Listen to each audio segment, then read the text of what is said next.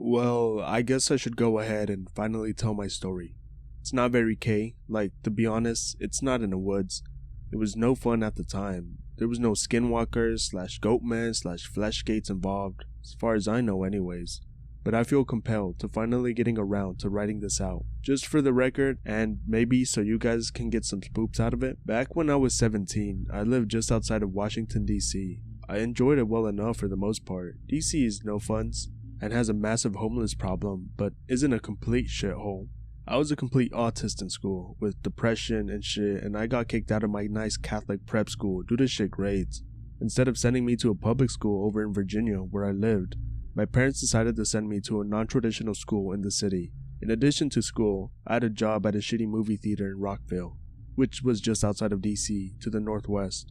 Now, I was 17 at the time, but had no driver's license. When I was able to get my learner's permit at 15, I procrastinated due to not wanting to go to the DMV for a whole year. When I finally did get my permit, I did my hours and my driving course and such, but I fell into the same trap of not wanting to go to the DMV, so I didn't get my license until I was almost 18. So because of this, and because my parents rightfully didn't want me to drive into DC every day during rush hour only to have to go back to Virginia to get to work, I took the metro to school and work every day. If there's any Washingtonians here, you might understand my route. I started out on the Virginia side of the Potomac River, to the east of the city, at Virginia Square / GMU Station, which is the Orange Line. For the purposes of this story, the Orange Line starts in Virginia and ends just outside of DC, to the northeast, and the Red Line starts out northwest, where my job was, and then went down into the center of DC, and up to the northeast again. My school was about a block away from the Eastern Market Metro Station on the Orange Line, about 3/4 of a mile southeast from the capital along Pennsylvania Avenue. My job was a little ways away from the Rockville Metro Station. When my shift ended at around 11:15, I had to book it to the metro stop most days. Stations close at 12 Sunday through Thursday, and take the Red Line down to the Metro Center, which as the name suggests is in central DC. Switch to the Orange Line and then take the Orange Line to East Falls Church in Virginia, from which I would just take a bus or cab home. I'll put it all in a map I'll make and post along with this. Sorry for a whole post of what is just set up, but the setup is important. So now that all of this is established, I can get into the story. For a couple of months, everything was completely unremarkable. I had ridden the metro on and off for most of my life, but never this extensively, so I was fine with the whole experience. The only part that ever felt weird to me was coming home at night. During the weekends, even at 1 AM, people were on the metro, but during the week, when I came home from work, it was very common for me to be the only person on the train, and sometimes even the only person in an entire station. Though I wasn't really spooked by it, at least for a while. I always sat up front in the train, the very front. I liked looking out at the front of the train and watching the tracks go by. I'd loved doing this as a kid, and I still did because I was a child even at 17. One night, I was riding the Red Line back from Rockville to Metro Station. I was the only person in the car, probably in the train. I caught the last train before the system closed. I was looking out the front of the train like usual when I saw something weird. It looked like a white branch, like birch or something. It was thin, almost spindly. It was pressed up against the wall when I first saw it, as the train's headlights started to hit it. I thought it must have been the length of a wire or pipe, but then it moved. It was really quick, not even twitchy quick. It just suddenly moved out of the edge of the headlights of the train, and I couldn't see it anymore. I wrote it off as my head being overworked, as cliche as that is. After all, tending to a popcorn machine in a pretty much empty movie theater is hard work. I pretty much forgot about the incident over the course of the week due to school and such occupying my mind. And then, about a week later, I saw it again, in about the same place on the line. This time, it was on the opposite end of the tunnel, and I got to see a little more of the thing before it moved away. It was connected to something bigger, like a leg connected to a body, which is what I immediately conjured up in my mind. As the train's headlights hit it, it moved away with the same agility, but this time about 10 seconds later. I saw it again, and it did the same thing. And then a few days later, it happened again. This time, all I saw was what looked like a foot before whatever it was scampered off into the darkness. At this point, I was freaking the fuck out. I felt that terrible, deep-seated desire to know more start to grow. I started to be more vigilant for the weird leg anytime I was on my way home from work. I would see it more and more often over time, Sometimes I would see a little more than the leg, sometimes I would even see 2 of the legs. But it would always scamper into the darkness as soon as the light from the train hit it. Sometimes I would see it a few times during one ride, sometimes not. I would take a notepad with me and record between which stops I would see it, how much of it I saw, and if I saw it repeatedly. At one point, it occurred to me to ask the train operator if he saw anything. So one night, after I got off at East Falls Church, I quickly asked the operator up front if he ever saw anything weird when he drove the trains at night. I tried not to be a spurg about it. I tried not to be annoying about it, but he seemed on edge when I asked him, even though he replied with a simple, "No." Things continued like this for a while, and seeing the thing almost became part of my routine of getting home. I wasn't scared of it anymore. Not really, since I was in a fast-moving metal missile, and the thing never seemed to be hostile or anything. Things just continued to go about the same path, until one night, shit got fucking real. I was riding on the train, and I was waiting for the leg to show up, but it didn't. I'd seen it every day for the past 2 weeks, but there was nothing tonight. I was thinking to myself something along the lines of being sad that the 2-week streak was coming to a close when I saw them, 2 glints in the darkness. My eyes at this point had gotten so used to spotting things in the darkness due to months of spotting the thing, in addition to years of playing Twitch shooters, so I saw them there. I knew they weren't normal, but I still hadn't rationalized it, even after months of spotting a leg in the metro tunnels. But then they blinked. It was unmistakable, but it was a blink that had occurred. I jumped so hard I nearly pulled a muscle in my leg. I could tell that those eyes I saw were entirely black and beady, like the eyes of a rat. Suddenly, my fear for the thing in the dark was renewed. I was on edge for the rest of the ride to the metro center. Though I still felt safe inside the train, I was realizing the gravity of the situation. There was something in the dark of the tunnels of the metro, and it had taken enough of an interest in me to show up almost daily. That thought followed me to the metro center. Ironically, I felt safer in the station than I did on the train due to the simple fact I had never seen anything weird in the stations. I got to Metro Center, got off the train, and waited for the next train. It was then I started hearing it, the soft pitter-patter, not unlike that of a rodent scurrying across the floor. I became on edge again. The noise started getting louder, and I started to shit myself more, at the point where it started actually sounding like human footsteps. I said, "Fuck it," to myself, and turned around towards the tunnel where my train had come from. I shouldn't have. It was there. Not just a leg or eyes, the thing in its entirety. And it wasn't in the tunnel anymore. It was on the platform with me. The thing is something I will never forget. It was like a person, but warped to the point where almost all traces of humanity were gone. It was thin, horribly thin, emaciated. I could see its pallid gray flesh wrapped around its bones, not even covering the holes in some of its legs and arm bones.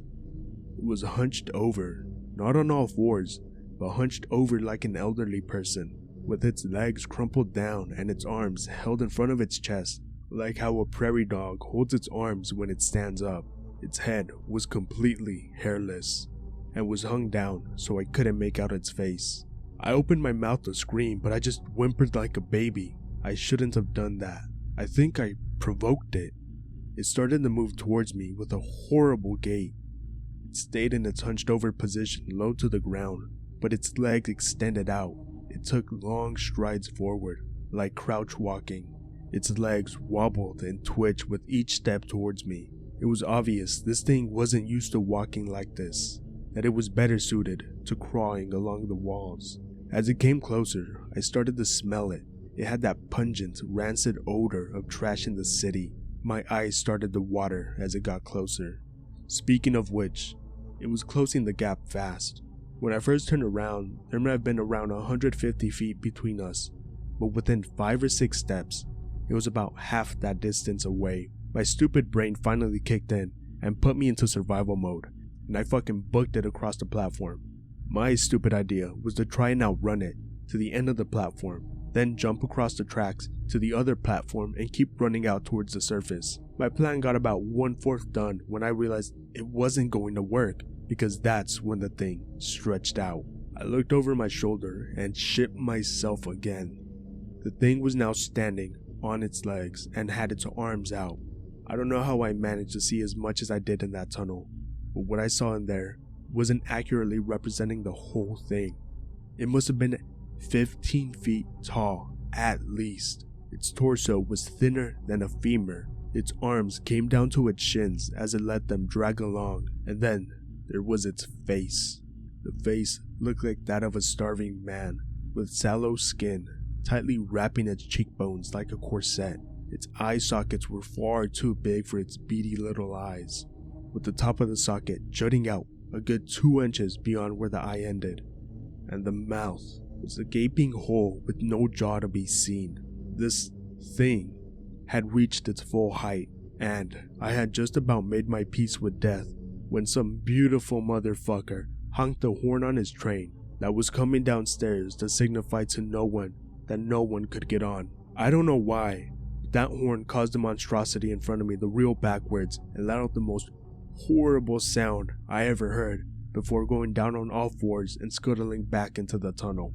I took a cab home that night, and then pretty much every night for the rest of the year. I haven't gone back to the metro there since.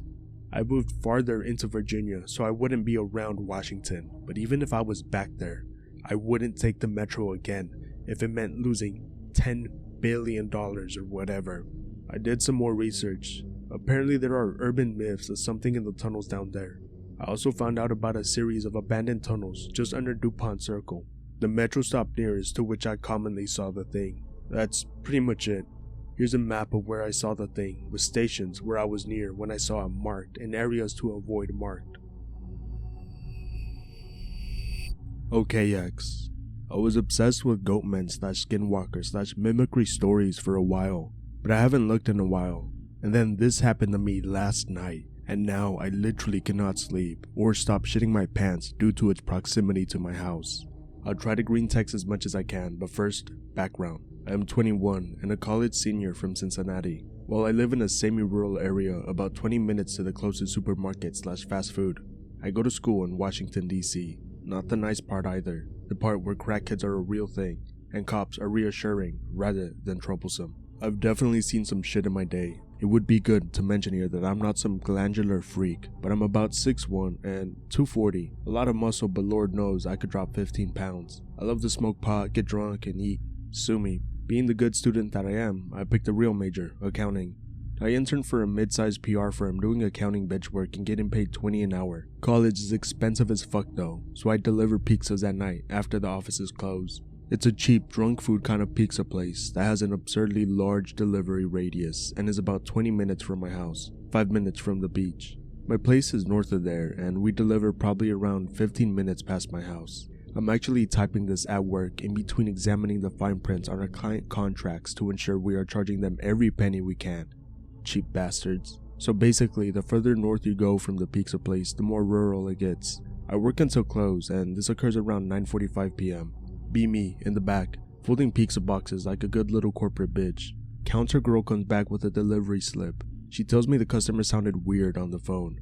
Kinda like he was talking through a fan or through his hands, and that he was almost like gurgling. My DC experience instantly makes me think crackhead, although around here it's more likely to be some benzo freak or painkiller addict, automatically assuming some weird interaction will occur. Look at address. See, it is in kind of bumblefuck. I'm a little mad because I don't want to drive that far, but fuck it. It's the weirdest ticket I've ever seen. I ordered a large pizza with anchovies, ground beef, ham, sausage, pepperoni, etc. Literally $15 worth of extras. I go ask the counter girl if it's right. She says she thinks so. She couldn't really make it out though, so she said she did her best. She's 16, so I cut her some slack. Assumed she was daydreaming and called the number back. Phone rings 5, 10, 20, 30 times. No answer. Hang up, call again. Phone goes right to, the number you have dialed does not have a voicemail box that has been set up yet. Goodbye. Okay then, .jpg. Manager decides to just make the pizza as ordered and proceed from there. Deliver a pizza to a hilariously obese and blackout drunk couple who invited me in for drinks, but I don't drink or smoke when I work. Hope someone else took weird pizza. Surprise, no one did, it's my turn.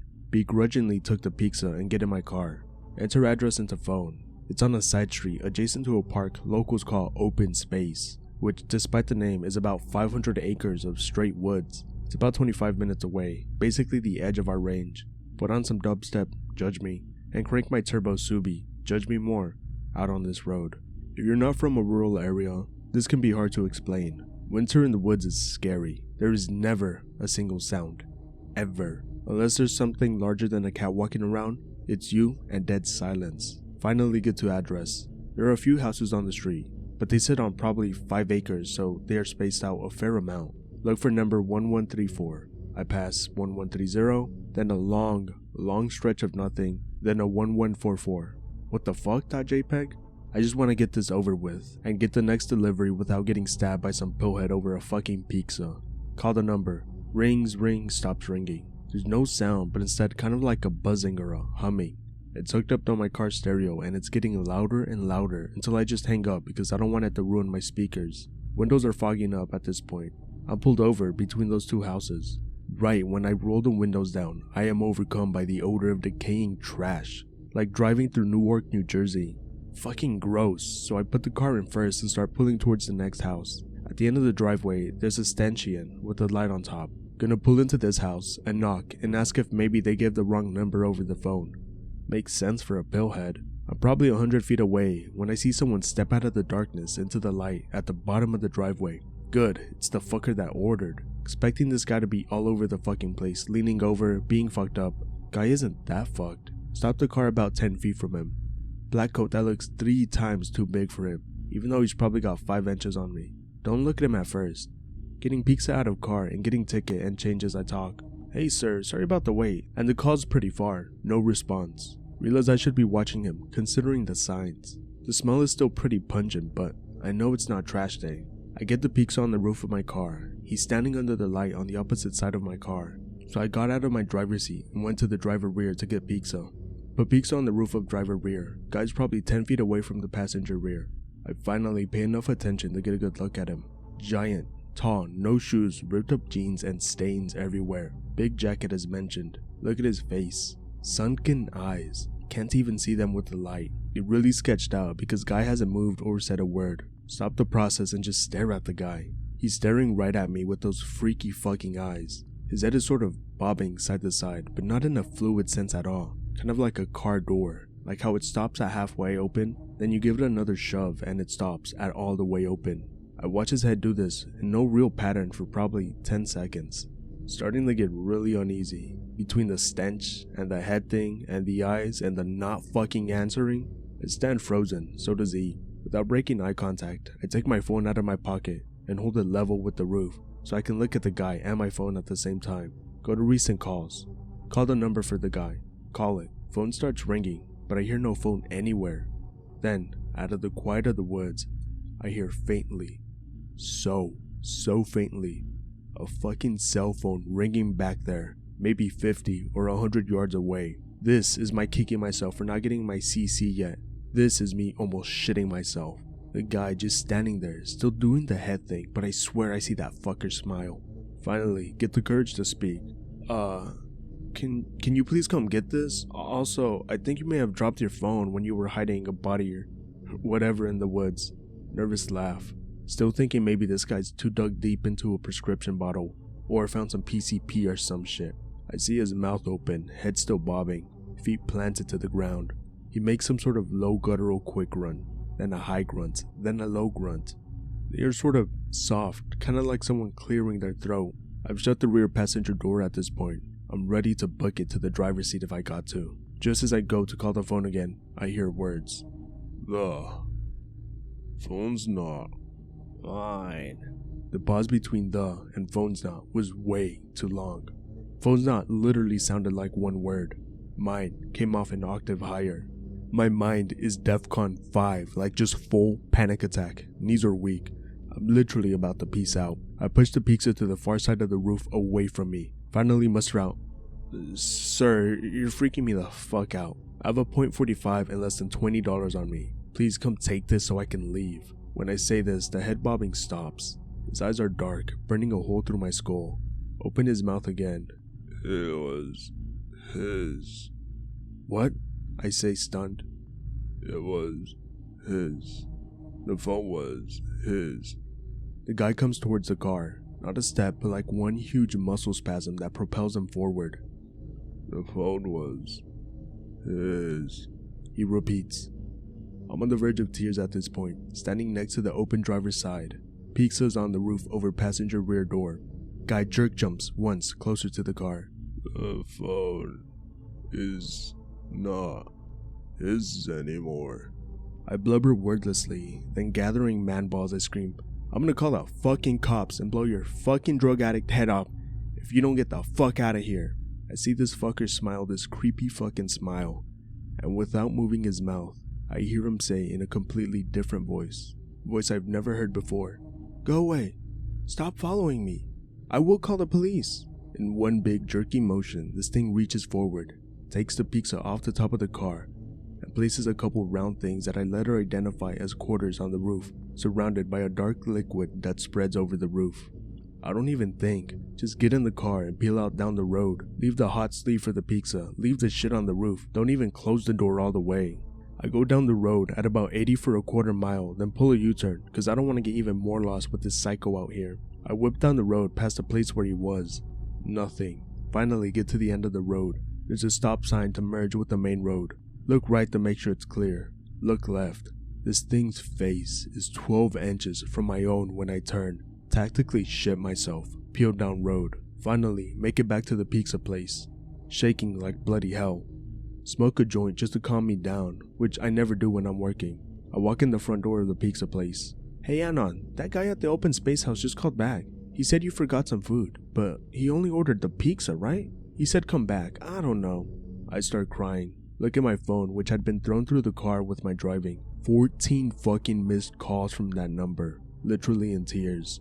All the voicemails are empty except the last one. All I can hear is a ragged breathing and those low gruntings. Fucking bawling my eyes out in front of this hot ass counter girl, and I don't even give a fuck. Sit for 10 minutes to calm down. Remember the change on the roof. Go out to the car and turn on flashlight. The roof of my car was covered in the most viscous, weird liquid, but it smells like blood. I throw up immediately. In the panel gap between my trunk and the end of my rear window, I find the quarters, covered in the same maple syrup thick goop blood shit, and stuck to where soft little chunks of what I could only manage to imagine is tissue. Go to open my car, and my blood turns to fucking ice. There's a single line of blood going from the front quarter panel to the driver's side door. The fucking thing tried to open my motherfucking door when it was next to me at the stop sign. Tactically cry and poop my pants more. I go back in, tell counter girl to try and call the number again. She tries over and over and over, but the phone goes right to voicemail. Next morning, I give the number to my uncle, who was a police captain a few towns over. Says the number's from a burner phone, paid in cash, basically untraceable, and it appeared to be off now. I sleep with the lights on now. I'll be lurking for comments or suggestions, or something like this fucker's gonna stalk me and kill me or call me again. I'm fucking terrified. Being like 3rd grade or some shit. Field trip to Washington DC. Normal field trip, sitting with my homies on the bus. Stuck in traffic on smallish road. As we get to the front of the traffic, hold up, bus driver audibly goes, "The fuck?" As we roll by, I can see what has caused the hold up. Car parked at a 45 in the middle of the intersection. Nobody inside, but a crowd of 5 or 10 people were gathering around. Couldn't believe my eyes, but the driver's side door on the car was opening and slamming hard, just over and over and over, by itself. Window was busted and glass was everywhere on the street. It just kept slamming by itself over and over. Some kids screamed, some cried. Then we all talked about it on the entire ride back to the hotel. 2 teachers stop everyone in the hotel lobby. One goes on about how we don't understand what happened, and how it's probably best to just put it behind us and move on. Still, that's single-handedly the creepiest / most solid proof of shit like that I've ever seen. Still freaks me out to think about.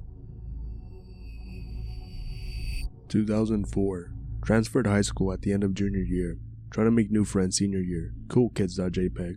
Get assigned bullshit English project to make movie. Girl in group says go here for movie set. The Glendale Abandoned Hospital. Be from DC, Washington metropolitan area. Whole life, never heard of this place. Jump in car. Pull up to outside and hop barrier fence. Start looking around grounds.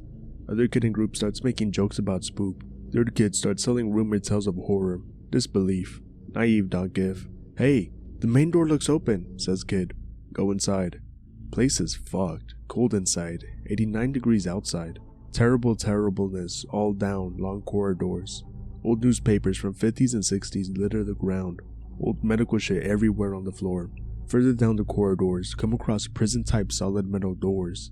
Kid jokingly jiggles the handles, making spoopy noises and jokes. Stop it, man. Ah, you scared? Breeze comes through dead air of corridor. Newspapers, trash, and medical supply shit rustles. Prison door that was shut stuck, clinks open, and cracks about an inch or two. Strange breeze dying down. Jimmy's rustle. Other kid pushes door open. Group steps inside. Anon looks inside the threshold. Metal murder table with limb straps, old stains, and old gnarled cutting tools next to broken glass IVs circa World War II come into view. What the fuck? Slamming sound of one loud bang. .mp3 shatters stillness of corridor. Backing up now in trepidation. What was that? Voice screams out, "Hey!" One strange breeze in corridor returns with force, blowing all the shit on the corridor floor to the sides. Run like hell. Kid passes me in the hallway. Other kid and girl behind me. Running down corridor. Pass kid in front with a furious fear elbow to the kid's head. Other kid slips on old syringe and trash while running. Girl steps over his ass and assigns remaining trample damage. Get the fuck out. Cop pulls up, looks us over, tells us to leave. Everyone shaking with crazy fear eyeballs. Girl and kid start trying to explain my English experiment. Other kid comes out crying and mad. Cops tells us to leave cause danger zone. Threaten citation if we return. Gladly oblige and fast walk to girl's car. Never went back. Tell locals in proximity to place about spoopies. Start hearing all kind of horror stories dating back decades. Place is evil. Never demolished. Still there after 40 years of being condemned.